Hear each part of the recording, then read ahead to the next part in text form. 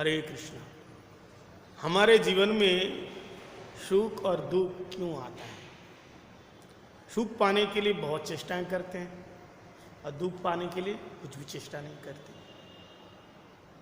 फिर भी सुख बहुत कम आते हैं और दुख बहुत ज़्यादा आते हैं।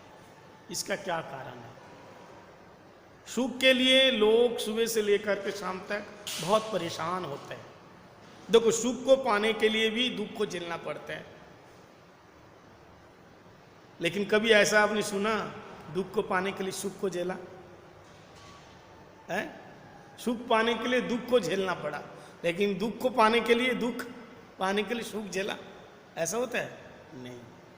इसलिए हम प्रवचन में कहा करते हैं जो सुख है और दुख है, ये दोनों क्या है?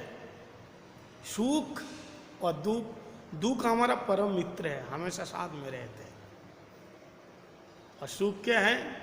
ये कभी आता है और कभी जाता है, ये स्वार्थी है।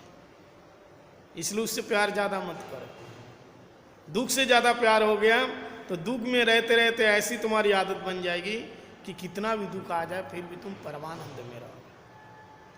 कहता है दुख तो क्या है? घर वाली है, हमेशा साथ रहेगी। और सुख क्या है? साली है, कभी आएगी और कभी जाएगी। ऐसा ही है। तो प्रारब्ध, अप्रारब्ध और क्रियमान, तीन प्रकार के कर्म हैं। क्रियमान अभी जो हम कर रहे हैं, प्रारब्ध, अप्रारब्ध, अभी जो फल हम भोग कर रहे हैं ये प्रारब्ध का भोग कर रहे हैं। अप्रारब्ध कुछ जमा हुआ है। जैसा हम नौकरी कर रहे हैं तो महीने के अंत में पैसा मिलेगा, टंका मिलेगा, रुपया। तो अभी क्या खा रहे हो?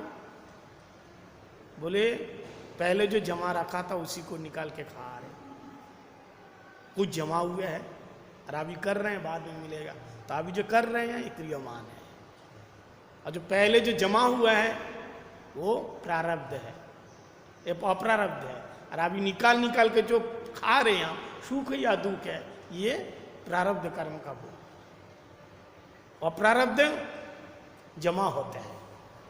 तो इस प्रकार से जीवन में अभी मानो तुमने कभी किसी से लड़ाई नहीं किया, झगड़ा नहीं किया, फिर भी तुम्हारे जीवन में इतना दुख आ रहे। तुम सोच रहे हो है भाई हमने तो कभी गलत किया ही नहीं, फिर भी हमारे जीवन में इतना दुख क्यों आ रहे? तो कहते इस जन्म का नहीं है, ना जाने कितने जन्म के पूर्व जन्म का जो सुख और दुख जमा हुआ है वही हम ले रहे हैं। इसलिए पुनरपि जननम पुनरपि मरणम पुनरपि जननी जठरे शयनम ये घोर संसारे खलु दुस्तारे कृपया पाई मुरारे भज गोविंदम गोविंदम भज मूढ़ मते। या आगमा पाई न नित्य शाश्वत। एक जन्म का नहीं होते हैं, जन्म जन्म का होता है। पाप और पुण्य हमारे साथ सतई कल्पैरपि अवश्य एवं मुक्तव्यम शुभाशुभम कर्मम। हमने जो शुभ किया, जो अशुभ किया, पाप किया और पुण्य किया, इसका फल भले स्वकल्प बीत क्यों ना जाए, उसको ग्रहण करना ही पड़ेगा, क्योंकि हमने कमाया, इसलिए हमको ही भोगना पड़ेगा। तब वो जा करके छियते ना भुगते छियते कर्म। जब तक भोग नहीं करोगे कर्म का फल क्षय नहीं होगा। तो अभी तो हमने अच्छा किया। बहुत से लोग बोलते हैं देखो कितना बड़ा पापी है, कितना दुष्ट काम करते हैं, 2 नंबरी का काम करते हैं, और देखो दिन दुगुना चौगुना बढ़ते जा रहे हैं संपत्ति, और हम अच्छे रास्ते में हैं, बढ़िया अपने ईमानदारी से रह रहे हैं, और हमको खाने को कुछ नहीं है। ऐसा क्यों?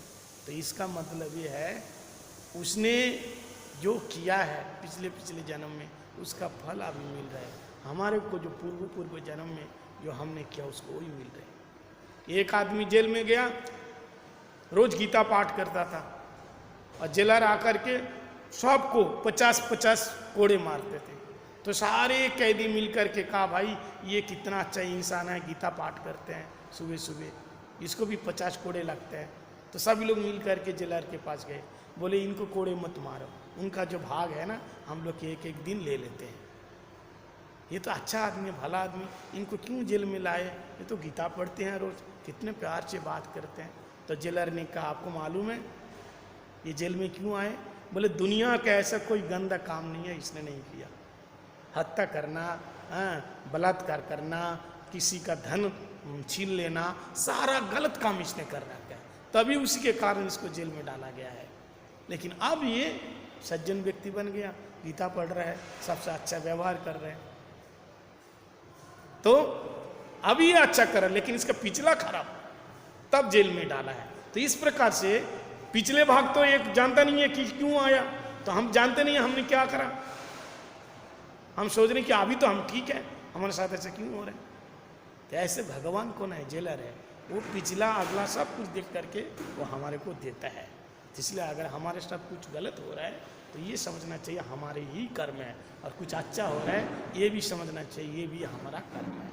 तो कर्म को क्या करना, छोड़ो, भगवान की भक्ति करो, भक्ति करने से सारा कर्म मिट जाएगा, और भक्ति करने से भगवत धाम चले जाएंगे।